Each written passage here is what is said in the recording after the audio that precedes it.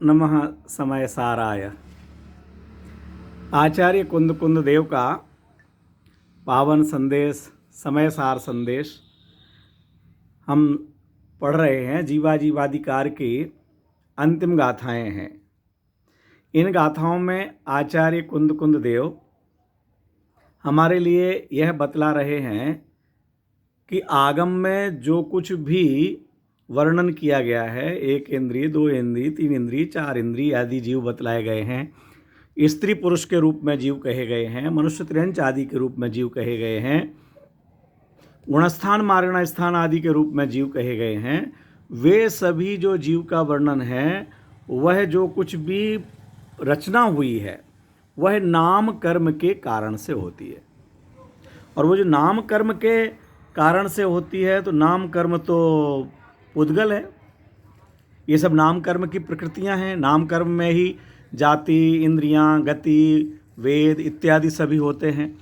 तो ये जो नाम कर्म के कारण से होने वाली रचनाएं हैं वह पुद्गलमयी हैं। क्यों? क्योंकि नाम कर्म पुद्गलमय है। तो पुद्गल के कारण से, पुद्गल कर्म के उदय से होने वाला जो भी परिणाम होगा वह भी पौद्गलिक होगा। यहाँ ये बात ध्यान रखने की है कि जो कुछ भी यहाँ कहा जा रहा है उसको हमें भेद विज्ञान की मुख्यता से समझना है। आगम में व्यवहार नय से हमारी परिस्थितियों का ज्ञान कराया जाता है, संयोगों का ज्ञान कराया जाता है, लेकिन अध्यात्म में आत्मा के परमार्थ स्वरूप का प्रतिपादन किया जाता है। आत्मा का परमार्थ स्वरूप ये एक इंद्रिय, दो इंद्रिय आदि का वर्णन है ही नहीं। एक इंद्रिय, दो इंद्रिय, चार इंद्रिय, पांच इंद्रिय, पर्याप्त, अपर्याप्त, बादर, सूक्ष्म इत्यादि जो कुछ भी होता है यह कहा ही नहीं गया है, ऐसा नहीं है। लेकिन परमार्थ से देखा जाए तो ये सब जीव से भिन्न है। वो पौद्गलिक रचना है और जीव तो ज्ञान दर्शनमयी है, चैतन्यमयी है। तो चैतन्यमय तत्व का ये स्पर्श रस गंध वर्ण वाली प्रकृतियों के साथ कैसे संबंध हो सकता है, वो जीव के कैसे कहे जा सकते हैं। ये कितना तर्क संगत बात है।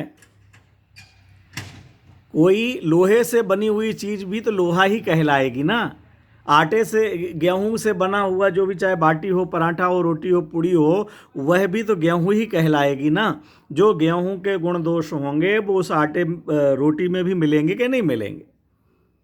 तो जो पुद्गल कर्म के उदय से होने वाली रचना है वह जीव कैसे हो सकती है? वह जीव नहीं है। ये यहाँ पर आचार्य देव ने 65 और 66 नंबर गाथा में हमारे लिए संदेश दिया। उसके बाद 67वीं गाथा में कहते हैं कि एक इंद्रिय, दो इंद्रिय, तीन इंद्रिय इत्यादि ही नहीं, जो पर्याप्त, अपर्याप्त, सूक्ष्म, बादर, ये जो कुछ भी संज्ञाएं जीव की कही जाती हैं, ये पर्याप्तक है, लब्ध पर्याप्तक है, निर्वर्त्य पर्याप्तक है, बहुत भेद हैं आगम में। अवस्थाओं को देखते हुए जीव के अनेक संयोग और संयोगी भावों की अपेक्षा से जीव का ज्ञान कराया गया है। ये जो कहे गए हैं, ये जो देह को देख करके जीव संज्ञा दी गई है, और यह व्यवहार नय से कही गई है। क्यों? उस समय वह जीव उस प्रकार के शरीर में है। पर्याप्तक शरीर में है तो पर्याप्त कहा गया, अपर्याप्तक शरीर में है तो पर्याप्तक कहा गया, सूक्ष्म शरीर में है तो सूक्ष्म कहा गया, बादर शरीर में कहा गया तो बादर कहा गया। ऐसा शरीर मिला कि वो दीवार में से भी निकल जाए, न किसी को बाधा ही नहीं पहुंचे, ऐसा सूक्ष्म हो गया। किसी के द्वारा रोका जा सकता है, ऐसा बादर स्वरूप प्राप्त हुआ है। इस प्रकार के जो रूप कहे गए हैं, जीव के भेद बतलाए गए हैं, यह व्यवहार नय से कहे गए हैं। व्यवहार नय के कथनों को आत्मा का परमार्थ स्वरूप नहीं समझ लेना चाहिए। व्यवहार नय के कथन से व्यवहार नय की ही बात हमारे लिए समझना चाहिए कि यह प्रसंगवश कही गई है। यहाँ बीच में बहुत सुंदर एक कलश आया है कि जैसे घी रखा होने से मिट्टी के घड़े को, स्टील के घड़े को घी का घड़ा कहा जाता है, घी का डब्बा कहा जाता है। लेकिन क्या घी का डिब्बा होता है? डिब्बा तो स्टील का ही है ना, घड़ा तो घी का ही, मिट्टी का ही है ना। मिट्टी, घी रखा होने से उसे घी का घड़ा कहा जा रहा है। घी से कहीं घड़ा बनता है क्या? तो घी का घड़ा तो नहीं होता है। लेकिन ये नाम कहा जाता है। इसी तरह से लोक में भी स्त्री पुरुष इत्यादि नाम कहे जाते हैं। वर्णादिमान कहा जाता है, गोरा काला कहा जाता है, सूक्ष्म बादर कहा जाता है, एक इंद्रिय पंचेंद्री कहा जाता है, सैनी असैनी कहा जाता है। ये सब उस समय किस प्रकार के शरीर में जीव विद्यमान है उसका ज्ञान कराने के लिए ही यह प्रयोग किया जाता है। यह वास्तविक स्वरूप जीव का नहीं है। यह ज्ञान हमारे लिए आचार्य देव ने 67वीं गाथा में कराया। और अंतिम गाथा इस जीवाजीवाधिकार की है, जिसमें आचार्य देव कहते हैं कि मोहनीय कर्म के उदय से ये जो गुणस्थानादिक भाव होते हैं, 14 प्रकार के गुणस्थान बनते हैं, जो मुख्य रूप से उसमें दर्शन मोहनीय और चारित्र मोहनीय ही निमित्त बनता है। अन्य भी अपेक्षाएं होती हैं, लेकिन जो मोहनीय कर्म के उदय से, इसलिए आचार्य देव ने लिखा मोहन कम सुदया दुबर्णिया जे इमे गुण ठाणा ते कहे हवंति जीवा जे निच मचे दृणा उत्ता। नित्य ही उनको अचेतन कहा गया है। हमेशा ही जिस मोहनीय कर्म को अचेतन कहा गया है। देखो पीछे जो शरीर की तरफ से बात कही गई थी, एक इंद्रिय, दो इंद्रिय, त्रिइंद्रिय, पंचेंद्रिय, सैनी असैनी, मनुष्य, त्रयंच, सूक्ष्म बादर, वो नाम कर्म की रचना थी। वो नाम कर्म के उदय से पौद्गलिक रचना हुई है, इसलिए वो पुद्गलमय है, जीव नहीं। अब यहाँ पर कहते हैं मोहिनीय कर्म के उदय से।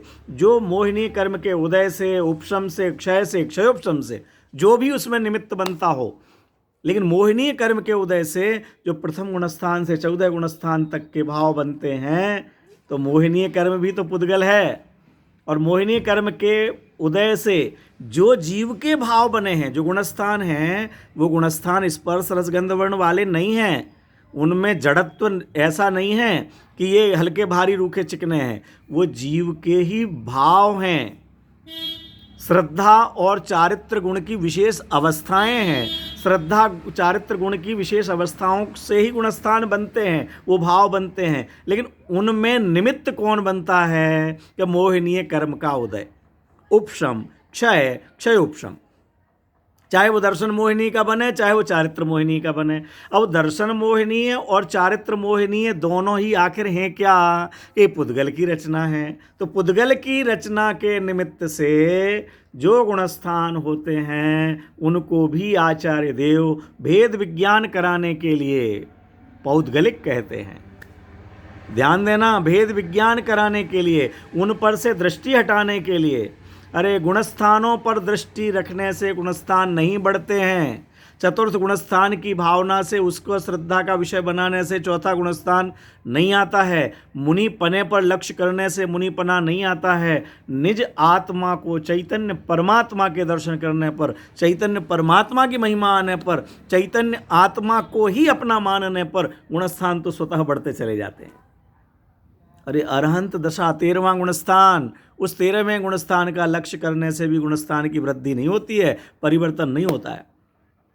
इसलिए जब वो हमारे सम्यक दर्शन का कारण नहीं है, वो तो फल हैं एक तरह से। 13वां 14वां गुणस्थान आदि मिलेंगे तो वो इन गुणस्थानों से भिन्न अपने आप को जानने का फल है, अपने आप को चैतन्य रूप में स्वीकार करने का फल है।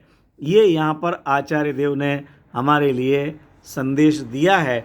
इस प्रकार से आचार्य कुंद देव इस जीवाधिकार में जो स्पर्श रसगंध वर्ण युक्त शरीर की अवस्थाएं हैं वो, और जो अंदर में मोह राग द्वेष आदि के भाव होते हैं, क्रोध मान माया लोभ के भाव होते हैं, गुणस्थान के भाव होते हैं, मार्गणा स्थान के भाव होते हैं, वह भी जड़ कर्म के निमित्त से होते हैं, इसलिए उनको जड़ कहा।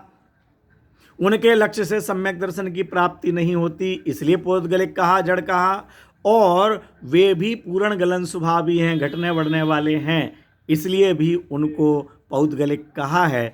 मूल उद्देश्य यह है कि चाहे वह परद्रव्य रूप शरीर हो, परभाव के दो अर्थ, परद्रव्य के भाव और परद्रव्य के निमित्त से होने वाले भाव, तो जो स्पर्श रसगंध वर्ण भाव हैं वो परद्रव्य में होने वाले हैं, और जो गुणस्थान आदि भाव हैं वो परद्रव्य के निमित्त से होने वाले भाव हैं। उन सब भावों से भिन्न मैं ज्ञानानंद स्वभावी आत्मा हूँ, चैतन्य स्वभावी हूँ, टंकोत्कीर्ण एक ज्ञायक हूँ।